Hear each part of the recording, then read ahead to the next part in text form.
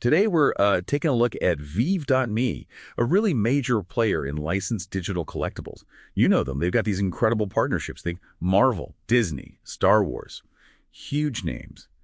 Our mission for you today is to sort of unpack their big strategic shifts as of around mid-2025 and figure out what these changes really mean, for collectors or even if you're just curious. Yeah, it's fascinating, actually, because Veve is walking this tightrope. On one side, you've got these massive licensors like Disney, Marvel. They have really stringent demands, very careful about their IP. And on the other side, you have the community. And they're looking for things like decentralization, true ownership, liquidity for their assets. It's a really delicate balance they're trying to strike. Constant That grind. really is the core challenge, isn't it? I mean, Vive's initial draw, its strength, was always that amazing portfolio of brands that gives them instant authenticity, exclusivity. But it seems like they're actively trying to be more than just, a marketplace for speculation. Yeah. So what are the key strategic shifts you've been seeing? What are they focusing on now? Well, I'd say there are three big pivots we're observing. First, there's a definite push for more utility. The Viverse is the big example there. Second, they're moving into high-end digital art, like really scarce pieces. And third, they're really leaning into these deflationary mechanics, strategies designed to reduce the supply of assets and, well, hopefully increase their value. Okay, let's start with utility then, the Vverse. Yeah. You said it's not just a concept anymore. It's actually starting to roll out. How does that virtual world really change the experience beyond just, looking at static images in a showroom? Right. This tackles that common criticism head on, that NFTs don't do anything beyond speculation. The Vverse takes the old virtual showroom idea and makes it fully interactive, a 3D space. You can display your collectibles, sure, but also customize virtual land, interact with other collectors. The key insight here, I think, is that Vive isn't just selling digital pictures. They're selling an experience, an immersive digital lifestyle, sort of a virtual identity built around what you own. Interesting. And beyond these virtual spaces, you mentioned a move into high-end art with their Artworks program. What's the play with these ultra-scarce pieces? Sometimes just one of one, sold through silent auctions.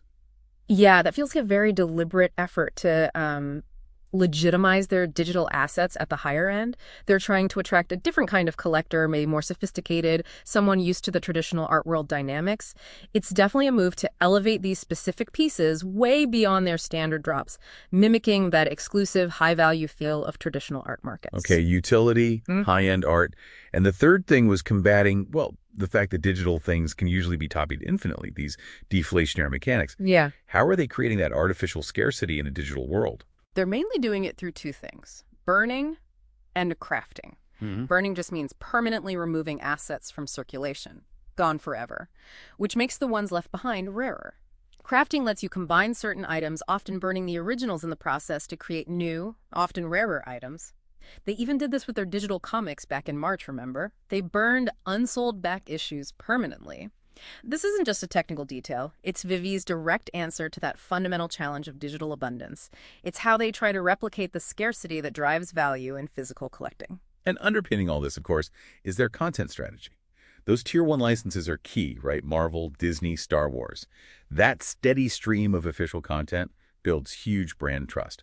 But they've also branched out a bit, haven't they? I think I saw digital stamps even. And they're connecting physical and digital, too. Absolutely. You see them at big conventions like Comic-Con. That's not just for show. They often have exclusive physical items bundled with digital ones, or digital collectibles tied to physical event attendance. It's smart. It shows they understand that digital doesn't have to kill physical. It can actually complement it and maybe bring traditional collectors into their world. Okay, let's shift gears a bit and talk market performance. Because it's, well, a little complicated. You might be wondering about the money side of things. Inside the app, collectibles are mostly bought and sold using gems. That's their in-app currency. But then there's the OMI token, which lives out on the blockchain. Why does the OMI token's price often seem kind of disconnected from all the buying and selling happening inside the V app with gems? Yeah, that's been a source of confusion and sometimes frustration. It's fascinating because Veve can show significant revenue growth, maybe $15 million estimated as of August 2025, generated through gem sales.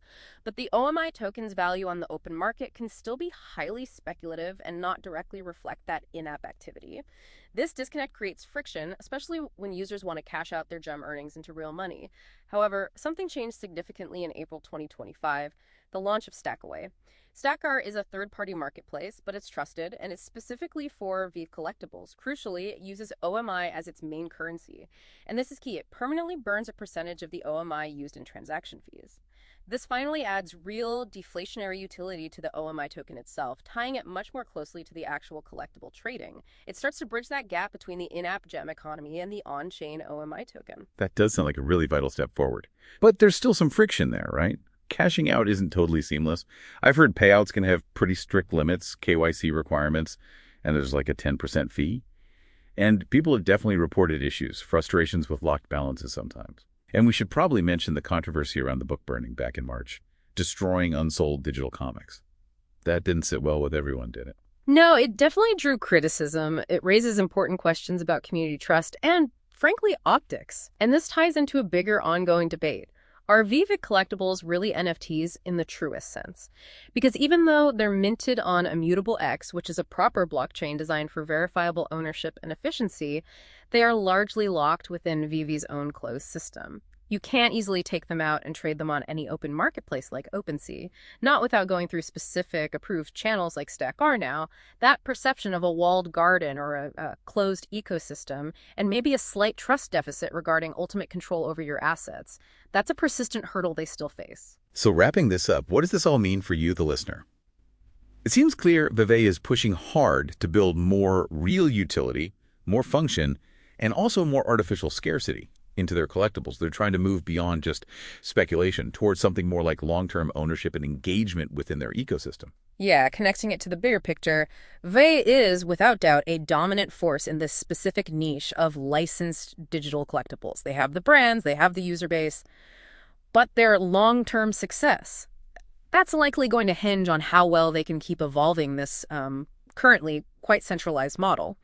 Can they do that without alienating their user base, which increasingly expects more decentralization, more true ownership, more openness? That's the big question. Right. And maybe a final thought for you to chew on. Can a platform truly capture that same thrill, that same connection you get from physical collecting, and build lasting trust, while still operating what is fundamentally a largely closed digital world? Something to think about.